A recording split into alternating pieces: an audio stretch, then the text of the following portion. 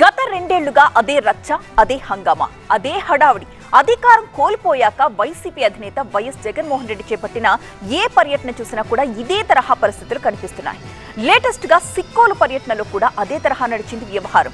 Tour ఆరంభించింది మొదలు ఊరూరు ఆగుతూ శ్రేణులకి అభివాదం చేస్తూ ముందుకు సాగిన మాజీ సీఎం మరోసారి తనదైన స్టైల్లో రాష్ట్ర రాజకీయాల్ని షేక్ చేస్తున్నారు.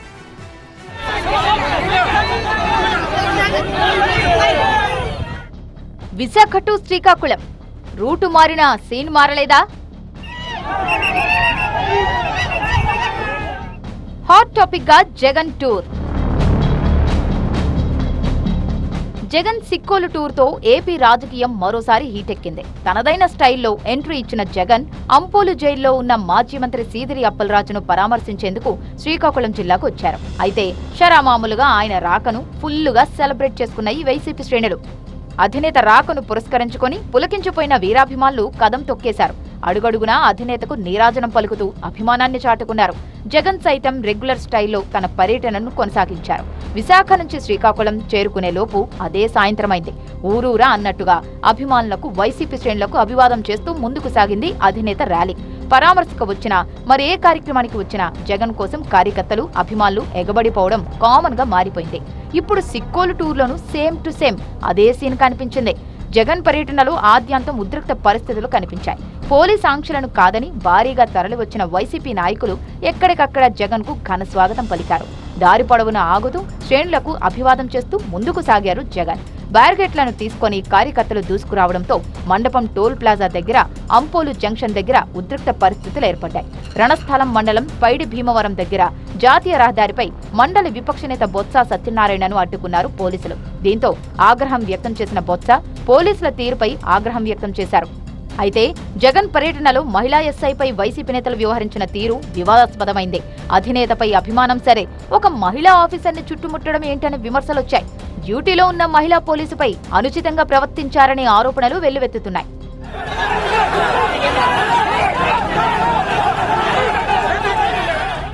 ఇంతా చేసి అంపోలు జైలుకు చేరుకున్న జగన్ సీదిరి అప్పలరాజును కలవలేకపోవడం ఈ పర్యటనలో పెద్ద ట్విస్ట్.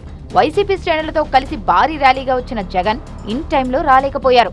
నిబంధనల ప్రకారం ములాఖతు సమయం ముగిసిపోయిందన్న పోలీసులు జగన్ కు సీదిరితో కలిసేందుకు అనుమతి నిరాకరించారు. దీంతో జైలు బయటే అప్పలరాజు కుటుంబ సభ్యులను ఓదార్చి ధైర్యం చెప్పి వెనుదిరిగారు జగన్. అక్కడే మీడియాతో మాట్లాడిన జగన్ కూటమి ప్రభుత్వంపై తీవ్రస్థాయిలో విరుచుకుపడ్డారు. యాక్సిడెంట్ కేసును రాజకీయ కుట్రగా మార్చి కులచిచ్చు పెట్టే ప్రయత్నం చేస్తున్నారని మండిపడ్డారు. పాఠశాలని ఒక యాదవ్ మంత్రి ఇక్కడికి వచ్చి ఈడ ర్యాలీలు చేయిస్తాడు, కులాల మధ్య చిచ్చు పెట్టేదానికి. ధర్మమేనా ఇది? అంటే ఏ పక్కన మత్స్యకారుడే కదా, అంటే ఇల్లు కొట్టుకొని సావనేనా? అంటే ఏం తప్పు చేసినాడు పిల్లోడు? ఒక యాక్సిడెంట్ జరిగింది, పొరపాటున జరిగింది. జరిగిన దానికి నిజంగా మనుషుల్లో ఎవరైనా ఉంటే వీళ్ళతో వాళ్ళతో ఇద్దరితో కూర్చోబెట్టుకొని పొరపాటు జరిగిందమ్మా, కాంపెన్సేషన్ ఇంతకన్నా ఇంత ఎక్కువ ఇస్తామమ్మా, నీ కుటుంబాన్ని పూర్తిగా మేమే అన్ని రకాలుగా చూసుకుంటామమ్మా అని చెప్పి వీళ్ళతో భరోసా ఇప్పించాలి. నిజంగా అప్పలరాజు కూడా ఆ పని కూడా చేయడానికి కూడా ముందు కూడా పోయినాడు పాపం. యాజ్ ఇట్ ఈస్ గా జగన్ టూర్ పొలిటికల్ గా మంటలు రాజేసిందని చెప్పాలి. జగన్ సిక్కోలు పర్యటనపై అధికార పక్షం నేతలు తీవ్రస్థాయిలో విరుచుకుపడ్డారు. జగన్ కావాలనే జైలుకు లేటుగా వెళ్లారన్న హోంమంత్రి అనిత ఆయన పర్యటనలో పోలీసులు ఎక్కడా చట్టవిరుద్ధంగా వ్యవహరించలేదని చెప్పారు. పోలీసులు ఎక్కడ కూడా మేము నిలువరించలేదు, ఎక్కడ కూడా ఇబ్బందులు పెట్టలేదు. అతను వెళ్ళే ఎజెండా వేరు, అతని హిడెన్ ఎజెండా వేరు కాబట్టి అతను అక్కడికి ఇన్ టైంకి చేరుకోలేదు. వాళ్ళు కావాలని ఫ్లెక్సీలు పెట్టుకొని వెళ్ళి మళ్ళీ మేము పర్మిషన్ ఇవ్వలేదని మాట్లాడతారేంటి? జనాల మధ్యలో జనాలు ఇబ్బందులు పెట్టాలి, జన సమీకరణ చేసుకోవాలి, బల ప్రదర్శన చేసుకోవాలని వాళ్ళు తీసుకున్న రూట్ మ్యాప్ అది కాకుండా ఈరోజు ఇన్ టైంకి వెళ్ళాలని కాన్సెప్ట్ మినిమం కామన్ సెన్స్ లేకుండా కావాలని లేట్ చేసుకొని వెళ్ళి మళ్ళీ తిరిగి మా మీద బురద జల్లితే అలా 4:30 వరకు కూడా వెయిట్ చేశారు. 4:30 వరకు రాలేదు. As per manual, as per instructions 4:30కి ఆటోమేటిక్గా ములాఖత్ క్లోజ్ చేయాలి. సో ఆయనకి తెలుసు 5:30 తర్వాత ఎట్టి బస్సులు బ్యారక్స్కి వెళ్ళిపోతారు అని, లాకప్కి వెళ్ళిపోతారు అని సంగతి ఆయనకి కూడా తెలుసు. సో అయినప్పటికీ కూడా కావాలని ఆయన వెళ్ళారు. విశాఖపట్నం నుంచి శ్రీకాకుళం హైవేపై 120 కిలోమీటర్ల దూరం ప్రయాణానికి జగన్కు 6 గంటల అవసరమా అని ప్రశ్నించారు మంత్రి కొలుసు పార్థసారథి. ఉత్తరాంధ్రలో వేల కోట్ల అభివృద్ధి పనులకు శ్రీకారం చుట్టేందుకు ప్రధాని వస్తున్నారని తెలిసి డైవర్షన్ డ్రామా కోసమే జగన్ ఇదంతా చేశారంటూ ఆగ్రహం వ్యక్తం చేశారు. ఈరోజు 120 కిలోమీటర్లు నిజంగా పరామర్శే ఆయన ఉద్దేశం అయితే 120 కిలోమీటర్ల నేషనల్ హైవే మీద కేవలం గంటన్నరలో మనం ప్రయాణం చేయొచ్చు. కానీ ఆయనకు కావాల్సింది పరామర్శ కాదు, అక్కడ ఒక విధ్వంసం సృష్టించబడాలి, అక్కడ ఒక భయానక వాతావరణం సృష్టించబడాలి.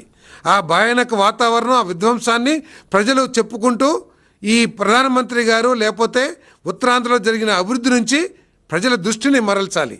ఆ ఉద్దేశంతో 6 గంటలు ప్రయాణం చేశారంటే ప్రజలందరూ కూడా అర్థం చేసుకోండి, ఇదేనా పరామర్శ చేసే విధానం అని చెప్పేసి నేను ప్రశ్నిస్తా ఉన్నాను. ఆద్యంతం హైటెన్షన్ అన్నట్టుగా సాగిన జగన్ సిక్కోలు పర్యటన ఏపీ రాజకీయాల్లో మంట పెట్టేసిందనే చెప్పాలి. ఈ పరిణామాలు ఎటు దారి తీస్తాయన్నదే ఇప్పుడు పొలిటికల్ సస్పెన్స్.